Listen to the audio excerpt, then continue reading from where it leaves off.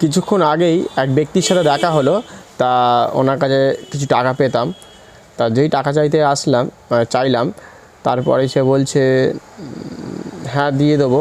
তার কিছুক্ষণের মধ্যেই বলছে গেঞ্জিটা তোমার খুবই খারাপ হয়েছে, কারণ গেঞ্জিটা খুবই খারাপ, মানে আজ তারা নিয়ে আসবে। এই গেঞ্জিটা নিয়েছে প্রায় 1.5 বছরের কাছাকাছি হয়ে যাবে, 1-1.5 বছরের ওপর হয়ে গেছে। যখনই রাস্তা দেখা হয়েছে তখনই বলেছে যে একটু অসুবিধা চলছে, আর বাড়ি হচ্ছে, বাড়ি কিনছি না, এরকম একটা কিছুটা বলেছিল। যাই হোক, বাড়ি বানাচ্ছেই হয়তো হবে।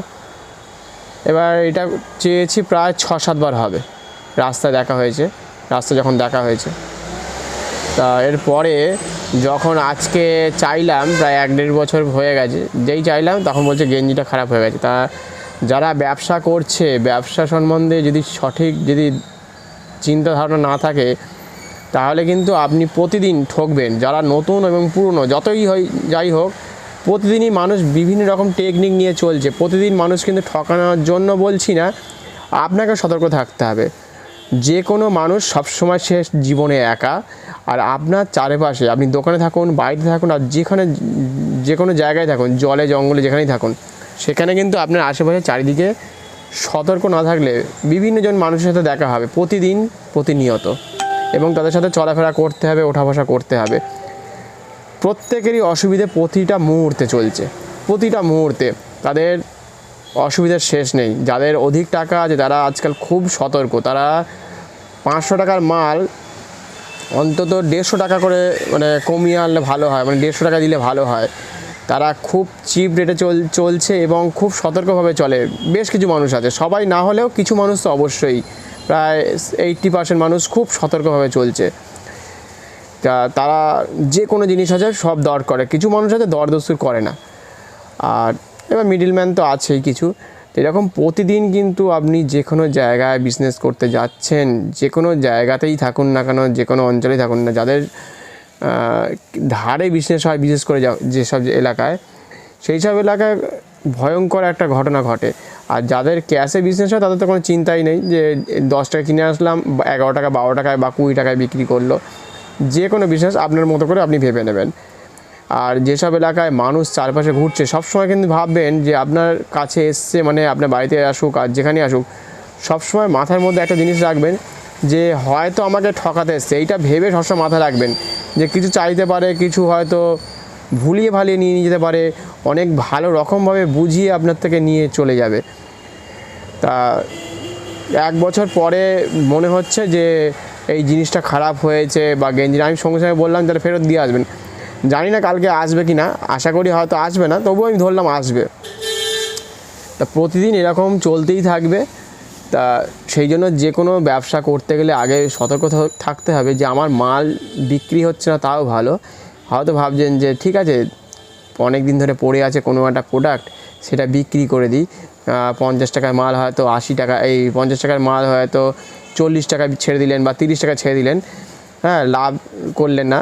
পরবর্তী সময় আপনাকে কথা শুনতে হবে এই টাকাটা নেননি বলে।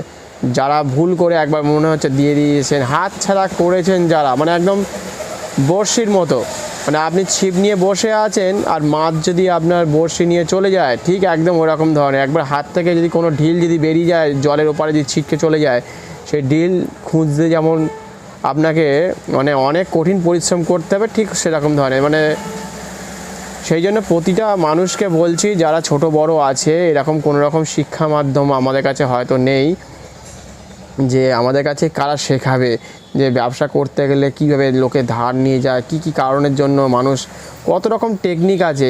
প্রতিদিন হয়তো টাকা দিচ্ছে, 2 দিন 3 দিন 4 দিন অন্তর অন্তর মাল নিচ্ছে, 2000 1000 1500 500 600 প্রতিদিন টাকা দিচ্ছে। কিন্তু একটা এমন দিন একটা আসবে, তার বিপদ হয়েছে কি হয়নি আপনি বুঝতে পারছেন না, সে মুখে বলছে, আপনি তার কথা বিশ্বাস করে যাচ্ছেন। এরকম ঘটনা কিন্তু হয়ে যায়, যেহেতু আপনার সামনে এসে যায়। এই যে গল্পটা শুনছেন তখন একরকম, আর কোনো ব্যক্তি যখন সামনে চলে আসে না, একটা মানে বলে না, যেমন ফোনে কথা হলে অত ভালো বোঝা যায় না, আপনি একটু আমার বাড়িতে আসুন বা মাঠে আসুন বা ক্লাবে আসুন, তাহলে সামনাসামনি বসে একটা ভালো করে মিটিং করে যে কোনো সমস্যার একটা সমাধান, কালী পুজো হোক, দুর্গা পুজো হোক, বা কোনো রকম হয়তো একটা মিটিং আছে, যে কোনো মিটিংই হতে পারে, আপনাদের গানের আলোচনা হতে পারে বা ছবি আঁকার আলোচনা হতে পারে, যে ফোনে হয় না, ঠিক তেমনই সামনাসামনি কোনো ব্যক্তি যখন আপনার ওপারে থাকছে, আপনি যেখানে বসেছেন তার ঠিক সিটের ওপারে যে থাকছে, সে কিন্তু আপনাকে সবসময় বোঝানোর চেষ্টা করবে যে আমি ভালো, আমাকে ধার দাও, কোনো অসুবিধা নেই। সে বলবে না, হয়তো এমনও লোক আছে আবার আমাকে ধার দাও বলবে না, হয়তো বলবে যে আমার বাড়ির দাদাকে দেবেন না, কি কাকাকে দেবেন না, কি বাবাকে দেবেন না, ওরা কিন্তু অতটা নয়, ভুল করে যেন এটা করো না। কিন্তু এরকম দেখা গেছে পরবর্তী সময় তারাই মাল নিয়েছে, মানে সে মাল নিয়েছে, ফোনে টাকা দিয়েছে, কিন্তু বলছে স্ক্যানারটা কাজ করছে না, নেটওয়ার্ক প্রবলেম আছে, বাড়ি গিয়ে দিচ্ছি, হাতে তখন মাল চলে গেছে। এবার আমি বললাম ঠিক আছে, এখন বলছি যখন চেনাশোনা আছে, খুব ওঠা বসা করে আমাদের সাথে, তা একদমই পাশের বাড়ির জামাই বলতে পারেন বা যা হোক এরকম ধরনের কিছু, পাশের বাড়ির যেহেতু বেশি দূরেও বিয়ে হয়নি, হয়তো 1/2 কিলোমিটারের মধ্যে বিয়ে হয়েছে বা কারোর হয়তো 1.5 কিলোমিটারের মধ্যে বিয়ে হয়েছে, এরকম তো হয় তো অনেক সময়। তা এরকম আপনি ভাবলেন যে ঠিক আছে কোনো অসুবিধা নেই, যেই দেবেন তার পরের দিন থেকে তার অসুবিধা শুরু হয়ে যাবে। ফোন করবেন, ফোন তুলবে হয়তো, কোনো সময় বলে আমি একটুখানি ব্যস্ত আছি, ও আচ্ছা আমি পরে দিচ্ছি, এই মাসে মাইনে হয়নি। কিন্তু এদিকে মেয়ের বা ছেলের হয়তো কোনো ইন্স্যুরেন্স চলছে বা কোনো কিছু চলছে, গাড়ি কিনেছে সেদিকে কিনছে, কেউ হয়তো দেখবেন ভালো জামা কাপড় পরে পুরী, দীঘা, সরস্বতী পুজো সব জায়গায় ঘুরতে যাচ্ছে, কোনো বারে খেতে যাচ্ছে বা বিভিন্ন জায়গায় হয়তো জায়গায় ঘুরতে যাচ্ছে, খাচ্ছে যাচ্ছে, ছবি দিচ্ছে দেখবেন ফেসবুক, হোয়াটসঅ্যাপে, আর আপনার টাকা কোনো মতেই দিতে পারছে না। এরকম প্রতিটা দিন প্রতিনিয়ত এটা হয়ে চলেছে। আর আমাদের জানতে হবে যে বিজনেস করার আগে কোন ধরনের বিজনেস করব, কোন ধরনের বিজনেসগুলো বেশি করে বন্ধ হয়ে যাচ্ছে, কোন প্রোডাক্ট বন্ধ হয়ে যাচ্ছে, কেন বন্ধ করছে, একটা 30 থেকে 40 বছরের দোকান কিভাবে বন্ধ হয়ে যায়, তার পিছনে কি রিজন আছে সেগুলো জানতে হবে। মানে প্রত্যেকটা মানে ব্যবসার পিছনে একটা করে গল্প, মানে বিজনেসের পিছনে একটা করে গল্প থাকে, কেন বিজনেসটা বন্ধ হচ্ছে, কোন এলাকায় করছে, সেটা গলির ভেতরে কিনা গলির বাইরে কিনা, সেখানে প্রচণ্ড আওয়াজও হতে পারে, সে কারণেও হতে পারে, বিভিন্ন রকম প্রবলেম, সমস্যার সমাধান কোনো দিনই সম্ভব হবে না। সেই জন্য বিজনেস যাই করুন বুঝে করুন, জীবনে কখনো ধার দেবেন না। প্রথম যে দোকান খুলছে সে প্রথমেই লিখে দিন, যার কাছে টাকা আছে সেই শুধু কথা বলুন এবং এগিয়ে আসুন বা সেই মাল কিনুন। আর এক দরে মাল বিক্রি করার চেষ্টা করবেন, যে 20% রাখুন বা 15% রাখুন অথবা 25%, যতটুকুই রাখুন, সেটা প্রতিদিন ওইটাই চলতে থাকবে। এবং প্রত্যেকটা জিনিস লিখে লিখে অনেকে দেবেন। অনেকে হয়তো দিল, এক সময় এমন হয়েছে যে আপনি দিয়েছেন হয়তো 1000 টাকার মাল, ফেরত দিতে আসলো, বলছে না আপনি 1200 টাকায় নিয়েছিলেন, ভিড়ের মাঝখানে এসে এরকম বলে 1200 টাকা হয়েছিল, কি 800 টাকা নিয়েছেন, বললো হয়তো 900 টাকা হয়েছিল, ভিড়ের মাঝখানে টাকাটা নিয়ে চলে গেল, মালটা ফেরত হয়ে গেল, এদিকে আপনার চলে গেল হয়তো দেখবেন 100 কি 150 টাকা, 200 টাকা, পরে হয়তো ভাবলাম না এ তো আমার মনে হচ্ছে 800 টাকা হয়েছিল। এরকম দেখবেন অনেক ব্যবসায়ীর সাথে হয়, অনেক রকমভাবে হয়, ঘটতেই থাকে প্রতিদিন কিছু না কিছু এরকম বড় বড় ঘটনা, ছোট বড় ঘটে চলেছে। প্রতিদিন যদি এরকমভাবে প্রত্যেকটা মানুষ ঠকাতে থাকে, তাহলে যেসব মানুষ ধার নেয় তাহলে কত ঠকাচ্ছে। আর শুধু একটা দোকান নয়, এরা বিভিন্ন জায়গায় বিভিন্ন দোকানে কিন্তু যদি প্রতিটা মানুষ যদি 1000, 1500, 2000, কোনো জায়গায় 5000, কোনো জায়গায় 10,000 করে ধার নেয়, এরকম নিতে নিতে কিছু সময় আছে কিছু মানুষ বাড়ি বন্ধ করে পালিয়ে যায়, বাড়ি ছেড়ে চলে যাচ্ছে, কেউ ভাড়া বাড়িতে থাকে তারা চলে যাচ্ছে, কখন বাড়ি বিক্রি করে দিতে জানি না, হয়তো হাজব্যান্ড ওয়াইফের মধ্যে হয়তো ডিভোর্স হয়ে গেছে, সেখান থেকে চলে গেছে, এমন হয়েছে সে ছেলে মেয়েকে নিয়ে স্বামীকে ছেড়ে চলে গেছে। এরকম বহু ঘটনা প্রতিদিন প্রতিনিয়ত হয়ে চলেছে। সেই জন্য কোনো মানুষকে যদি বিশ্বাস করেছেন, বিপদ সেদিন থেকে শুরু হবে আপনি ভাবছেন যে 2000 গেছে, আর একটা মানুষ কিন্তু 3000 নিয়ে যাবে, আর একটা মানুষ 500 টাকা নিয়ে যাবে, এরকম জমতে জমতে প্রতিটা মাসেই দেখবেন 20,000, 10,000, 25,000 জমতে জমতে একটা বছরে গিয়ে দেখবেন 1 লাখ, 1.5 লাখ, 2 লাখ হয়ে গেছে, কোনো দিন হয়ে গেছে দেখবেন একটা 5 বছর পরে এসে দেখবেন ওটা প্রায় 8 লাখ হয়ে গেছে, 6 লাখ হয়ে গেছে। মানে গড়ে আপনার 1.5 লাখ, 1 লাখ করে লস যাচ্ছে, আপনি তাকে খুঁজে পাবেন না, আপনি শেষ হয়ে যাবেন। সেই জন্য ব্যবসা করার আগে একদম বুঝে শুনে নিন যে কাউকে আমি ধার দেবো না, বড় করে লিখে দিন, যতটুকু টাকা ততটুকু মাল নেব। যারা ভালো লাগছে অবশ্যই চ্যানেলটিকে সাবস্ক্রাইব করে রেখে দিন, অন্যদের সাথে শেয়ার করুন, লাইক করুন, কমেন্টস করুন যে কোন বিষয় নিয়ে আলোচনা করব।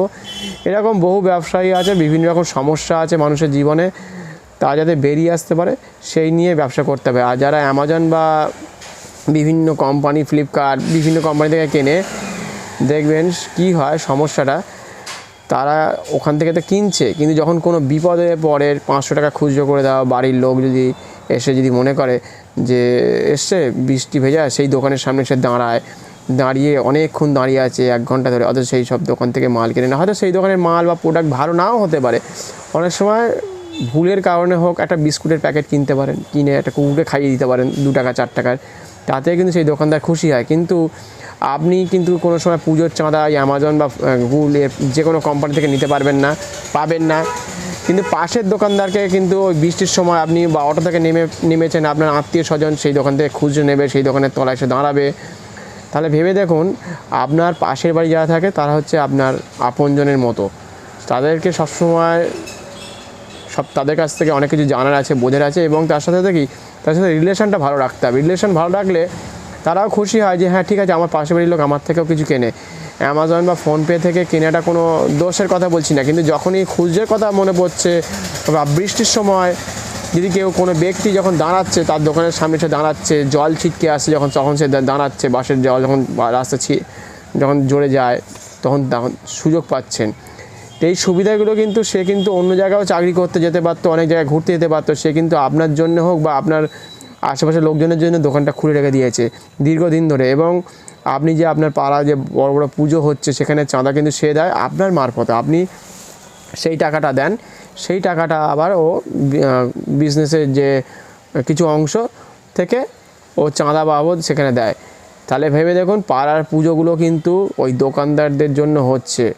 সেই জন্য সব কটা জায়গা থেকেই আপনাকে কিছু কিছু করেই অবশ্যই হোক তাদের সাথে রিলেশনটা ভালো রাখতে হবে। এবং পাড়ার লোকের সাথে কিন্তু এমন হয় যে নিচ্ছে হয়তো আপনার থেকে 10 টাকার প্রোডাক্ট, কিন্তু আপনার থেকে সাহায্য নিচ্ছে 500 টাকার, মানে একটা সাহায্য নিচ্ছে, কোনো কিছু লিখে দাও, একটু এই কাজ করে দাও, ওই কাজ করে দাও, দাদা এই মালটা একটু অমুক জায়গায় একটু পৌঁছে দাও।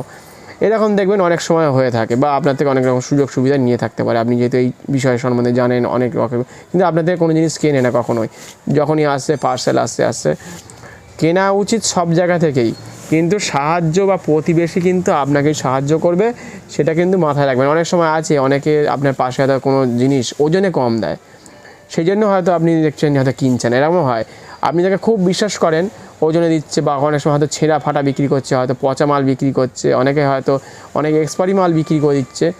আপনি সেটা বলে দেবেন যে এরকম হচ্ছে, এটা কিন্তু তোমাকে কিন্তু একটু দেখে, তুমি জোরে জোরে চিৎকার করে না বলে বরঞ্চ তাকে শান্তভাবে আস্তে করে বলো যে এরকম কিন্তু আমার এরকম হয় যে আমার অন্য জায়গা থেকে চাল কিনলে হোক বা আটা কিনলে হোক, যেটা 100 গ্রাম হয় বা 200 গ্রাম হয়, বা এটা ধরুন দুধ কিনলে হোক বা ছোলা কিনলে হোক, যেটাই কিনবেন, যে আমি তো দেখেছি এরকম এতটা হয়, সেখান থেকে কিন্তু এটা অনেকটা পরিমাণে কম লাগছে, তুমি একটু খেয়াল রাখবে, তোমার পাল্লায় হয়তো কোনো রকম ত্রুটি বা ইলেকট্রনিক গুডস, তো এইভাবে বুঝিয়ে বলবেন। তাহলে কী হবে, সেও সতর্ক হবে যে না কোনো প্রবলেম হয়েছে কিনা, সে সত্যি দিচ্ছে কিনা। এসব অনেক রকম সমস্যা আছে, সমস্যার শেষ নেই। সেই জন্য প্রতিটা মানুষকে সতর্ক থাকতে হবে যে বিজনেস যে করছে এবং যাকে দিচ্ছে এবং যে নিচ্ছে সে প্রত্যেকেই। তাহলে কি হয়, অনেক সমস্যা থেকে সমাধান বেরিয়ে আসতে পারে, আপনারও অনেক প্রোডাক্ট বিক্রি হতে পারে। এবং আপনি একটা রিজনেবল রেট রাখুন, যেখানে মার্কেটে সবাই জেনে গেছে যে প্রত্যেকটা জিনিসের দাম সম্বন্ধে আইডিয়া হয়ে গেছে, যেটা 2 টাকায় পাওয়া যাচ্ছে, এটা 5 টাকায় পাওয়া যাচ্ছে, সবাই সব দিকে খবর রাখে। সেই জন্য, এবং যারা খুব দর করে তাদেরকে একটা কথা বলে দেবেন যে আপনি মাঝখানে কোনো কথা বলবেন না। শুধু আমি ধরুন একটা কোনো প্রোডাক্টের দাম বললাম ধরুন 20 টাকা, সেইটা হয়তো সে কাস্টমার অনেক সময় বললো 3 টাকা বলে, 4 টাকা বলে, 6 টাকা বলে, আধ ঘন্টা অন্তর আবার দাঁড়িয়ে থেকে মাথা খারাপ করে দিয়ে হয়তো বলছে না এটা আমি অনেকটা বাড়িয়েছি, 10 টাকার জায়গায় 12 টাকা করলাম, তাও দিচ্ছ না। আপনি একবারই বলবেন, যে একবারই বলুন যাতে আপনি নিতে পারেন, সেরকমভাবে দাম বলুন যে আপনি 15 টাকা দিন বা 20 টাকা দিন। তা সেই রকম দিকটা আপনাকে খেয়াল রাখতে হবে, খুব সতর্কভাবে আপনাকে চলতে হবে, তাহলেই আপনার ব্যবসা আরও ভালো হবে। আজকে এখানেই শেষ করলাম, পরবর্তী সময় আবার এরকম ধরনের ভিডিও নিয়ে আসবো। আপনারা অবশ্যই চ্যানেলটিকে সাবস্ক্রাইব করে রাখুন। প্রত্যেকে ভালো থাকবেন, সুস্থ থাকবেন। ধন্যবাদ, নমস্কার।